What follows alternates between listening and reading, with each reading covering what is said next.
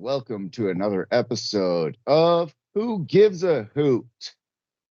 Luke, Kyle, John.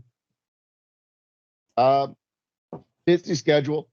We had a couple games, none of them in the same competition. Next one won't be next one will be a different one as well. Continue the rotation. That is true. Yep. So had last Wednesday, which went to overtime with some rain, thunder, lightning delay to end in a penalty shootout win by Union Omaha.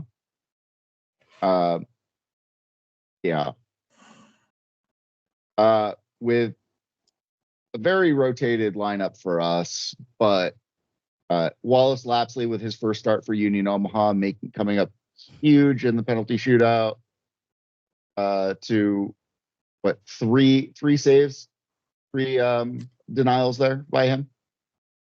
3 stop penalties, and unlike Delgado for Northern Colorado, actually stopped all the missed penalties. Yeah, and also just to mention, had some great saves in the game too. Oh yeah, he definitely did. I mean, giving Cheeto definitely a run for his money and pushing Cheeto to that next level, being our backup keeper there. So, whether you care about the Jägermeister Cup or not, definitely a fun match. I keep getting more intrigued based on you see 1 or 2 different things that you weren't expecting. I personally was not expecting such roster rotation from not just us, but a few teams across the league as well. And it makes sense, even in the case with, and I can't believe I'm saying this again, 8 teams making the playoffs. Teams are still prioritizing the regular season. And it's going to turn into any other kind of cup competition. Once you get further and you're doing well, okay, let's go for it. Yeah. Well, their branding has been on point for this as well.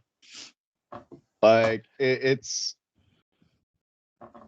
the admins for every team are leaning in on it. The league is leaning in on it. Jägermeister USA is leaning in on it. Like it's just turning into some good shenanigans. Yeah. I don't know if a shot at glory or top shelf is my favorite. Yeah. When they're announcing the team of the match day.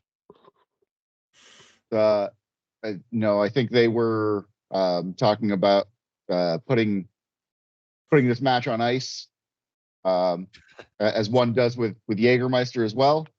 So be interested to see how the tournament continues. I'm still not sold on it, but I do love the marketing.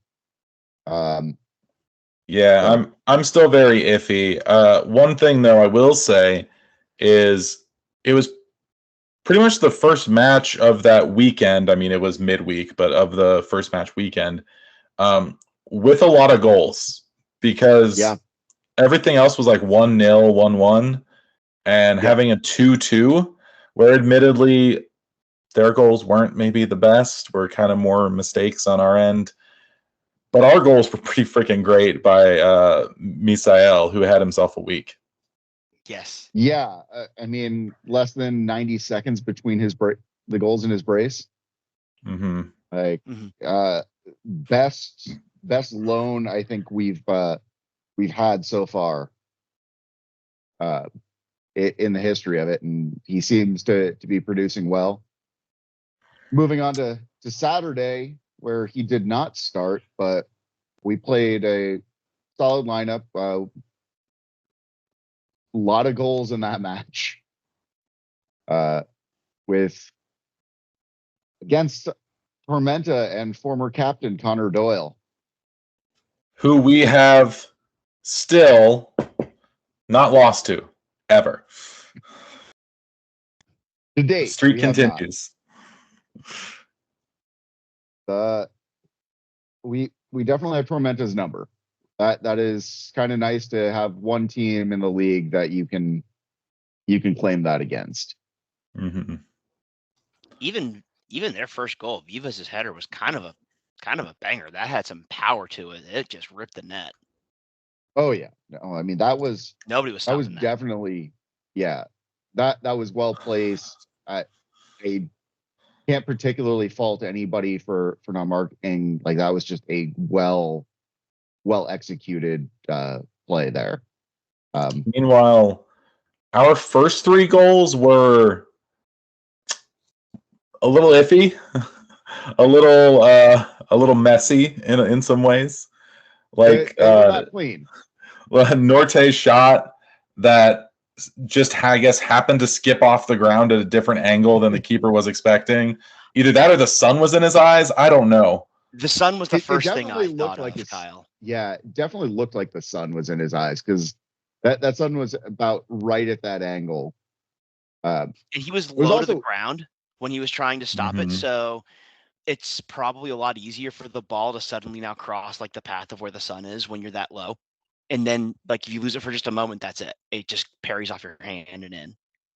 Yeah. So, John, you probably have this knowledge better than any of us. How often have we not started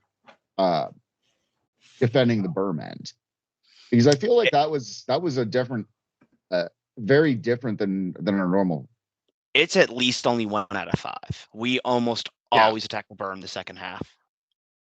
Yeah, and like that to me just kind of threw me for a loop. But I'm wondering if just looking at when sunset was and game time, if that was figured in, because that first goal definitely looked like there was some blinding sun that affected the keeper. Yeah. I mean, because you had that one, which was a little bit odd. Then you had our second goal, which was, I mean, it was a lot of stuff happening in the box, right? We comes off a corner, hits someone else. I think is it Lagos who has a hit off the bar, and then Lagos crushed the bar. Yeah, and then falls down to Gallardo, who shoots but is redirected by Dolabella. So it was just a lot of stuff going on there. it got in. 2 goals in 3 minutes there. Rapid succession. Vivas's, which we talked about. And then Gallardo's the end of that first half. And then Gallardo's the third goal, which was in the 70th. Like you had him, which I do feel I want to talk about Joe as playing in the last 2 games as an outside wingback, because that's been an interesting thing to see. But he was able to go and just kind of dribble it across the face of goal and in. I think everyone just thought it was going wide and didn't really make a play. A lot of that goal was just him earning the shot because that was a tough ball to get to, and his pace got it there. And I think I'm not sure if the keeper thought he was reading the spin of it and that it was going to go, wide of the far post, but he almost watched it in. Yeah. Yeah.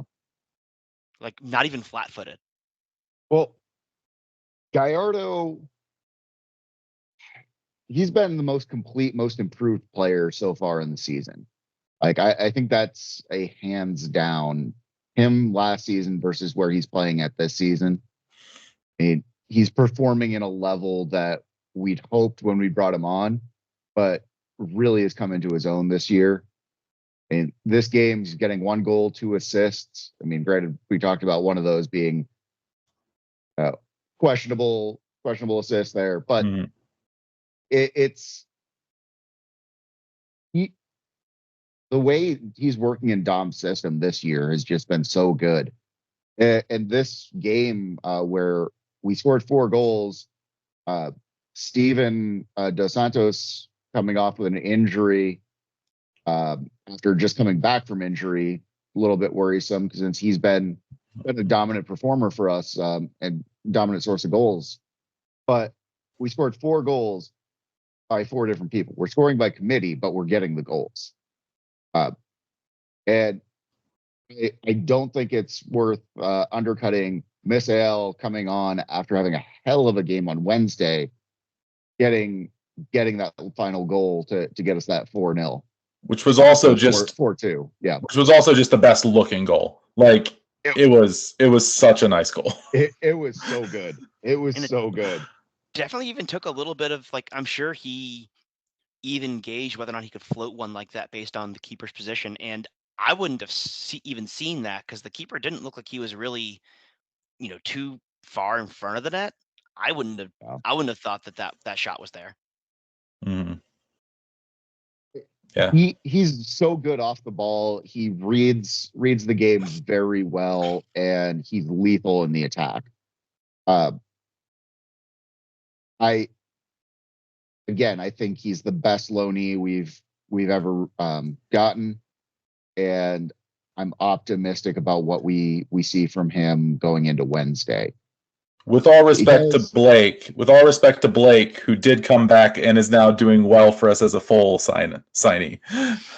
Yeah, no, I mean, I'm never gonna knock Blake. Blake has been Blake as a loanee was too young to really make much of an impact, but definitely showed the growth. Him as a full signee, he's been great in the defense, but for a MLS, I mean, he's not even an MLS next. He's a full MLS signing loaned down to us here for the experience. Luckily, we're not playing Chicago Fire because I'm sure there's probably something written in that he can't play against them. The Fire just don't get to play in the Open Cup this year. So, I mean, it apparently didn't make MLS enough money. Yeah. So, I just want to touch on one more thing with that game. Sorry, before we move on. Yeah, of course. I'm curious about your thoughts on the penalty. Did you think if it was maybe a little soft to call that? To me, it looked a little soft, but this was a very physical game, and I think the calls kind of went. The calls were being made to try and reel it in, and I think you had to call it. But I think in general the game was called equally. I don't think any team it was called equally. I think there were. They had one more yellow card than us through the game. We had 7 more fouls. I think it was 17-10. Yeah. But I was just a little surprised because we had seen challenges like that all night kind of not get called, and then it happens in the box and you call it. It was just a little bit of an odd decision to me. But there was contact in the box. I feel like you've got to call every time. You can't no playing advantage. Wasn't. I don't love to see it, but don't think it was the wrong call. Maybe my angle was bad. I don't know. Yeah. Interesting. I haven't done a full rewatch. Just the highlight package that the league puts on their website and that they post on their YouTube channel, and they were very quick. Which, by the way, they did not even show Tormenta's first goal in the highlight package, which I felt bad. But the foul they showed was just very quick, and even the replay of it from the live broadcast that they showed was kind of grainy. It's hard to. It's so quick I couldn't even render an opinion. Fair. Mm-hmm. All right, cool. Let's talk about the meat of what we're here for. The U.S. Open Cup round of 32 against Sporting Kansas City, kind of at home. Well, Werner was taken by the baseball team, and Morrison is taken by high school soccer tournament. So we had one place. By the way, one place. By the way, before we get onto that, hats off to the grounds crew between Wednesday and Saturday, because the field on Wednesday looked rough, and they probably did the best with what they could because of the horrible weather we had, and they probably didn't even start to flip the field at a time they normally would flip it. I'm sure the dirt was still kind of wet, but the difference between Wednesday and Saturday was not expecting that. Yeah, I had to watch Wednesday on the broadcast, and you could see the sand in certain spots. It looked rough. Saturday's pitch looked amazing. It seemed to play very well. You didn't see as much of the skipping as you usually do off of the seams.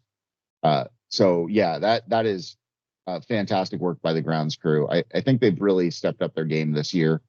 Um, I, I'm hoping we had less turnover on grounds crew than we have had in previous years, so they kind of know a little bit more of what they're doing. All right, back to Caniglia. Yeah.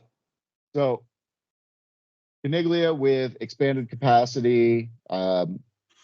Normally that has about a 2,000 person capacity. They're opening up the far side berm to the away supporters. Also, those are the heat seats. I mean, it says 2,000, but I mean, there were definitely like 6, 7 there one time when UNO played Creighton, so they can do it. Yeah. Like that's, yeah, it can be done. I haven't heard ticket numbers of what they've sold so far for this. Sporting obviously having a huge fan base in Omaha, being a 2.5 hour drive from Kansas City. They're a team under Vermees that has always taken the Open Cup very seriously. So I expect them to come strong. They're going to have great support there. Union Omaha, I know there are probably a number of conflicted fans who, support Kansas City, but season ticket holders or otherwise for Union Omaha. There's definitely some history there from the last time the two matched up, both on the field and for the game. So it's the what do they term it? The I-29 Derby. I-29. Yep. I think so. Yeah. Got to remember to bring that scarf on Wednesday. Yep. It's definitely going to be a fun match. I don't see a huge rotation for us versus what we started Saturday. Sporting, it looks like, had a minorly rotated squad against Salt Lake, which I don't know if that's them resting players for Open Cup or just because they had such atrocious previous games. Yeah, both. I think the top comment on their subreddit from the lineup of that game was, "What the hell are we doing?" So not much explanation, but definitely something up. Yeah, it could be bad results. It could be resting people because maybe some injuries happened. Who knows? It looks like Agata, who's been a top performer for them, was out. Melia didn't start in goal. He had Pulskamp there instead. And you started Johnny Russell, who's been a mainstay for Sporting for years, but he's getting older and his performance has kind of fallen off. So, yeah, not huge rotation, but enough that kind of makes me think that they were resting some people for Wednesday. I'm not thinking they start Polito. If they do, I'd be shocked on that. Pulskamp starting last weekend was a surprise. That's his first start of the year. But if you look at the goals that Melia has been hemorrhaging in the previous few games, doesn't surprise me too much. You kind of got to look at a certain level to what's your next option. I think for us, Dos Santos, if he picked up enough of an injury, probably won't be starting. I mean, I think with what we've been talking about, I feel like you play Misael Rodriguez there, right? Oh yeah, because he started there last Wednesday, and if Dos Santos is hurt, I think he fits in as a natural replacement there. And if best case he's playing some of their kids, then it's maybe even players that he's familiar with. Mm-hmm. Entirely possible. And with that, who do you think we're putting in up top with him? Because he started as a lone 9 on Wednesday. Like, do you think he starts as a lone? Well, we've been kind of playing. Seika's going to play too. Well, we've been kind of playing a lone 9, and then almost like 2 kind of wings, kind of pinched in wings underneath of him. Whoever's playing that 9. So Well- I think we'll still go with that. The way FOTMob shows our lineup for the past Wednesday was like a 5-2-2-1, which I feel like it's more of a 3-4-2-1. yeah, Yes, I think so too. And the league even listed a 4-4-2 on the site, but then when you look at positioning, it's not that way because they're listing like Marco as a full left back and Dion as a right back. Dion is averaging much higher than Marco is. Marco's basically your left side center back. Yeah, Dion is playing right wing back. Joe, who has been playing left wing back, like that's the role Joe's been playing the past 2 games. Yeah, I think that's definitely fair there. Like, what? Where do you really? Oh, like going into this, Sporting, they don't mix up their style too much as far as I can recall. Granted, I haven't watched any of their games this season. Looks like they've done a little bit of a 9 false 9 with Agata and Polito, but when Agata wasn't there, Polito looks like he started as a full 9. So do we stick with like the most basic, like a standard 4-4-2, just everybody knows it, less thinking about how you're playing, or does Dom really mix it up and go for broke on this? Now, what's interesting about this, because we've been playing that 3-4-2-1 against Tormenta. At the end of the game, he did switch to a 4-back. He brought on some true like fullbacks, shifted things around, and we played with a back 4 for the last 10 minutes or whatever it was.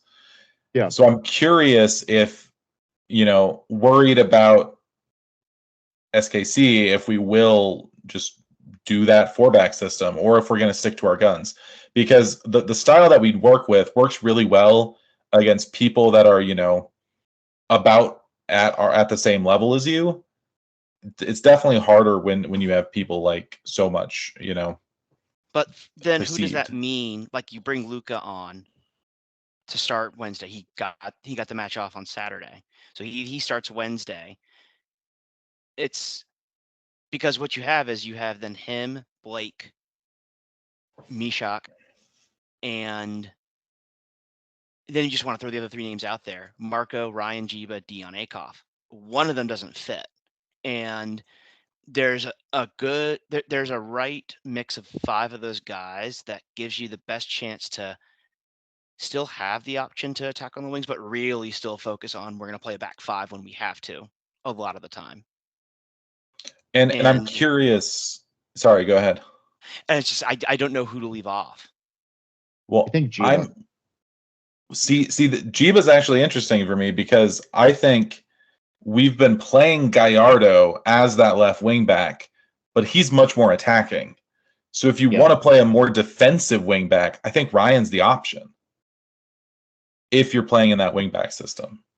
But with the form Gallardo's in, you got to have him out there, which then he probably pushes up the field then and takes one of the spots from like Lagos or Gomez. Yeah, Lagos or Gomez. Yeah, because I would think that it's maybe more likely that you see Gallardo playing on the left with Gomez do right. Misael maybe even playing by himself. I think Gomez plays better when he's not expected to do as much attacking in the final third.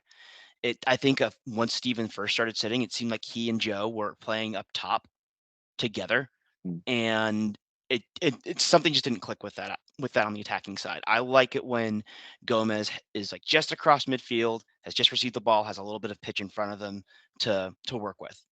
That's why I would think I would want to see him on the right side with Joe on the left. And then, I mean, we're all pretty much in agreement that our holding 2 is going to be Dolabella and Norte, right? Yeah. I they've both been fantastic for us.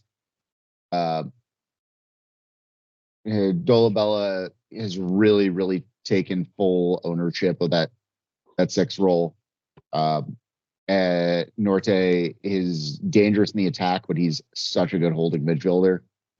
I think the pairing of them in that double holding midfield against what I think is going to be a very aggressive Sporting team, coming off a couple shit results, if you can't kick the crap out of a third division side, what are you even doing?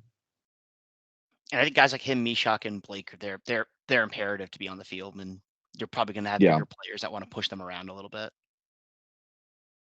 And Blake's physicality has been big this year.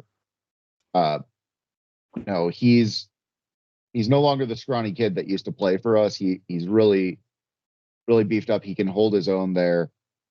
The thing that worries me a little bit is our hold up play on the attack. Like, especially without Steven. If we don't have Steven, yeah.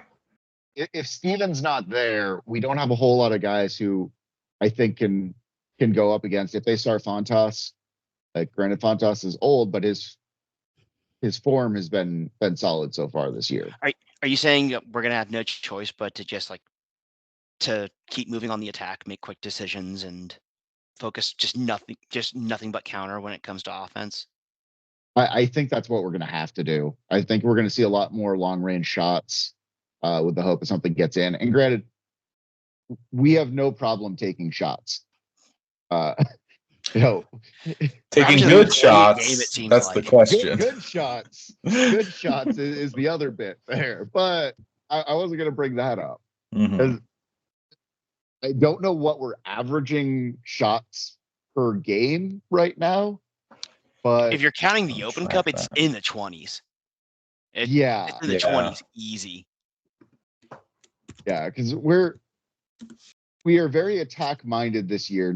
Our defense has been doing solid, but it's got to be in the mid 20s there.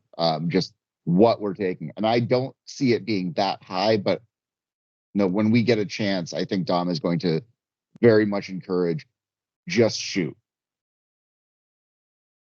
Because with as congested as MLS's schedule has been, I don't really think that maybe they've had quite the amount of time to watch our tape, but we haven't played as many games as everybody else this year. Yeah, I mean, if we're going back to what that win against Tormenta did to the league table, we're on second with 10 points from 4 games. Yeah. And we're second when everyone else has played 6 or 7 for the most part. So yeah. The only team that has played less games than us is the Chattanooga Red Wolves. And they're the problem. And they are the problem. NOCO's standing level with us at 4, but they're dead last in the table right now. Then a handful with 5. Most being played was Greenville and Tormenta played 7 in the league. And Greenville is top of the table, but also they've played for the most games. So they're only 3 points ahead of us with 3 more games. Mm-hmm. So it's not a safe margin to lean back on. But 4 games in, 10 points, still unbeaten in this season. We're doing okay going into this. I think spirits are going to be high. Dom is going to. In fact, we gave up 2 goals Saturday. Something I think Dom's really going to harp on. We'll see a lot more emphasis on the defense, especially going against a seasoned MLS side. And it's going to be interesting. It's not going to be It's not going to be the Chicago Fire in 21, or what was that, 22? Mm-hmm. It's not going to be Minnesota. It depends. It could be more Minnesota because Minnesota did do that thing. They played like a half Yeah. team against us. It's going to be I somewhere think between what they did and what SKC did in the quarterfinals. with Sporting, they were away at Salt Lake this past weekend. We're off to Spokane for Saturday, and Sporting is home against Houston. Houston's one of their big rivalry games, so we could see a little bit more rotation. Right, this is still a road trip for them, but it's not a huge road trip. And they were in St. Louis the week before, so if playing teams that your fans care more about beating, Well, if they it were in does St. take it Louis out of 2 some weeks players ago. physically, then this is definitely what's happening. No, they were home against St. Louis. They were in Minnesota the week before. But so that was. Unless But I'm it's a missing lot of this one. rivalry games then, because if you have Minnesota, you have St. Louis, Utah is a bit of a rivalry. They played to get against one another in an MLS Cup, and then you have Houston coming. Like, you might not think as much about this. Yeah, and especially the fact that with schedule congestion, this tournament means a lot less to the MLS this year compared to other years. But I'm still worried because the way Sporting's been playing in the league, this might be their only chance at silverware for the year. Won't somebody think of the poor schedule? That's all Don Garber is. He's just a huge Microsoft Outlook stan.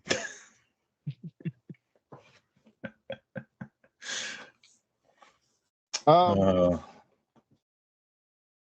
will say weather on Wednesday right now is looking like a few showers, but supposed to clear up, so we'll see. Hopefully it's a not, 7 o'clock bad. game, so it's not terrible.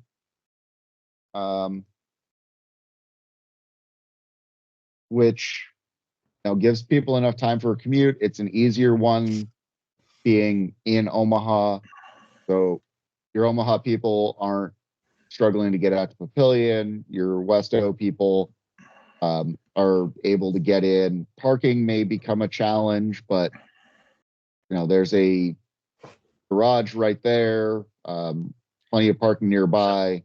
The park Kyle, isn't it dead week for UNO? It is dead week, but I don't believe dead week there's open parking. That's normally just finals week. But I think the top floor of that eastern parking garage is gonna be open. I'm sure they might open up more. I don't know, but at least that top level will be. Is parking a little easier though during dead week, as far as finding spaces? Generally, yeah. And then there's also the park, because what a lot of students will do is park in the park, or there's this road that kind of runs parallel to the East University Drive, and they'll park on that road. That's just like a little walk up from everything. So there's definitely will be spots. It just might be a bit trickier than the big open parking lots out at Werner. Well, and I mean, if people don't want to drive there, there's always Orbit, which runs up and down Dodge to West Roads all the way downtown. So you've got options for transit, public and private. Also, it's not extremely difficult to get an Uber in Omaha compared to Papillion. So you can find a way there. Probably even take a Lime scooter to UNO from a lot of places, so long as you just don't go on Dodge. I mean, the weather's not going to be weather. I think is questionable enough that might be less of an option. But Lime scooter, e-bike, regular bike. Could even go down Park in Exarban, take a UNO shuttle up to North Campus. That's an option and too. I think that's where the Cauldron is doing their pregame over there. It sounds like Parliament and the South Stand are doing a joint tailgate at UNO for that game. I think that is on the top of the East parking garage. Yes. Yeah. Score predictions. Do we want to? Oh boy. No, let's just Let's just hope. take the cork off the bottle and let it breathe. Yeah. Okay. I'm fair with that. Spokane on Saturday. Is it a Jaeger game? It is a Jaeger Jaeger game. We're gonna rotate. If we rotated so much against NoCo at home, after this week that we're gonna have, I think we rotate again. I would not be surprised to see Lapsley again, especially after his performance. Holt started, and I thought did well, other than maybe keeping the guy on side on the first goal. Like, I think Holt did pretty well, so I wouldn't be surprised to see him too. I think you could see two of Bronick, Almish, and Knapp getting starts. At least two of them. Yeah. I think that's definitely fair. If Dos Santos was injured and is being rested on Wednesday, could see his return again Saturday. Otherwise, I bet Zico would start. Yeah, my thought would be Lewis. Yeah. But it'd be interesting to see. Spokane's been solid this year. I mean, nothing amazing. Their expansion team first year. I think they're on 10 points as well, but with 6 games or something like that. Yeah. So they're doing decently. I do think much of it, unfortunately, runs through a former player of ours in Luis Heel. So yeah, that's a little unfortunate, but good start to the year too. Yeah, he's been doing incredible. So I mean, congrats to him for doing that, but please just don't play well against us. I mean, it'll if he scores against us, I hope he doesn't celebrate. Yeah, just saying that. I was about to ask if he started their first Jaeger Cup game. I think so. I think he's been the starter and the captain for every game so far. I mean, he's got some of the most experience on that team, and that's a team that has a fair bit of experience on it. He was a very strong player for us, and his form seems to have picked back up. But Dom coached him. I think you see Dom know how to shut that down. I'm curious, did he take one of the penalties? Because they lost to Fuego on penalties. Lost, you know. He did. He took the first. Always. He took the first of their penalties, I think, and made it. So yeah. I think that's a UO win on Saturday. Like it'll be. It's going to be a struggle, but I think it's a UO win. I think it's a UO win by a technicality, because I think we're going to draw and go to penalties again, but we'll win the penalties, which I hate. But it is what it is. I don't think we're going to penalties on it. I think we win it in regulation, but it's going to be a dirty win. I wouldn't be surprised if there's a card on either side. It's going to be either 0-0, I think, or 1-0 either way, because typically the offense for us sputters some after a big game, and it doesn't get any bigger than Wednesday. And we could be approaching the discussion of discussion of how does this team bounce back after a loss for the first time in 10 months. Yeah. And it seems kind of foreign right now. Mm-hmm. But that is true. But I think Dom has really shown that he has built the mentality of this squad in such a way that I don't see a loss as something that would hinder us. He's got a chemistry amongst these guys that, you know, it took him halfway through the season last year to do it. And this year he's had the runway he's got that chemistry built with the new signings, with the existing squad. And I think even with a loss, there's enough maturity amongst the team to see an easy bounce back, guys picking each other up and going out to Spokane and just feeding off the anger of a loss for a win. So I will say this, because I was curious and I went back to look at it. Both of the last 2 times that we lost to an MLS team in the U.S. Open Cup, both SKC and then St. Louis, we won 3-2 the next game. So I'm completely wrong. So we will see what happens. Yep. It's going to be an interesting week for sure. I remember the Tormenta one was bad. Like, we were down against Tormenta and we had to come back and win, I think. That was at home, something right? like that. No, that was away, because there's some stories about that. But and then the home game against Hailstorm, though. Yeah. Okay.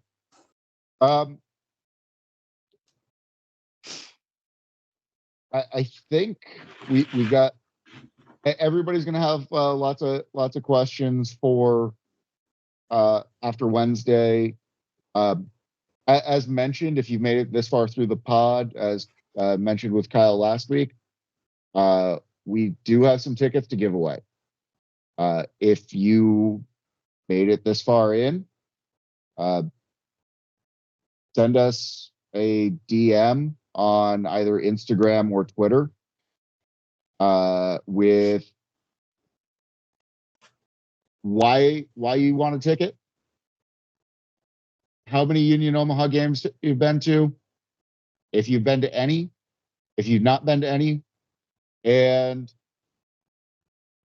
why you are the biggest Union Omaha fan to deserve this.